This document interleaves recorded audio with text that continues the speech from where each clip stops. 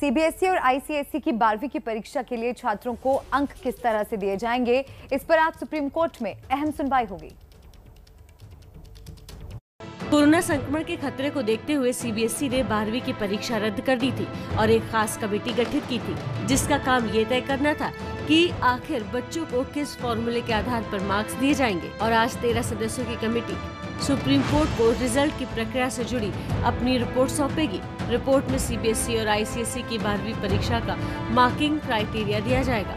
इससे पहले इस मुद्दे पर सुप्रीम कोर्ट में 3 जून को सुनवाई हुई थी, जिसमें सीबीएसई और आईसीएसई बोर्ड ने छात्रों को अंक देने से जुड़ा ऑब्जेक्टिव क्राइटेरिया तय करने की बात कही थी और कोर्ट से समय मांगा था, जिस पर सर्वोच्च अदालत ने सीबीएसई और आईसीएसई को रिपोर्ट देने के लिए 2 हफ्ते का वक्त दिया था। तो इस पर अहम सुनवाई होनी है। और प्रतिमा, जब ये फैसला आया कि बोर्ड एग्जाम्स नहीं होंगे तो एक तरफ छात्रों ने राहत की सांस तो ली, लेकिन बड़ा सवाल यही था कि आखिर बच्चों के भविष्य का सवाल है, तो किस तरह से क्राइटेरिया क्या रहेगा। हमारे सहयोगी हमारे साथ जुड़ गए निपुण, सीधा उनसे बात करते हैं। निपुण, सबकी निगाहें इसी बात पे टिकी है कि इस अहम फैसले के बाद अब क्राइटेरिया क्या होगा।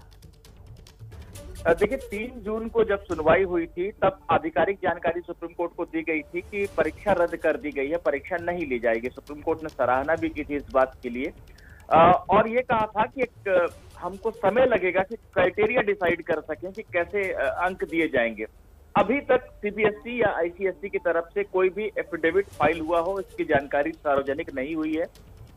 ऐसे में हो सकता है या तो मौखिक रूप से सीधे जानकारी दी जाए या सरकार और सीबीएसई और आईसीएसई की तरफ से 1-2 दिन का समय और मांग लिया जाए। ये सारी बातें हो सकती हैं, लेकिन जब कोर्ट की कार्रवाई सुबह 11 बजे शुरू होगी तभी पता चलेगा कि क्या ये क्राइटेरिया तय हो गया है। जब उसकी जानकारी कोर्ट को दी जाएगी या 1-2 दिन का समय इसमें और लग सकता है। बहुत शुक्रिया निपुण इस तमाम अपडेट के लिए। तो उनका ये कहना है कि ये भी संभव है कि सीबीएसई और आईसीएसई वक्त मांगे क्राइटेरिया तय करने के लिए, और हो सकता है फॉर्मूला तैयार भी हो जो आज कोर्ट के सामने रख दिया जाए।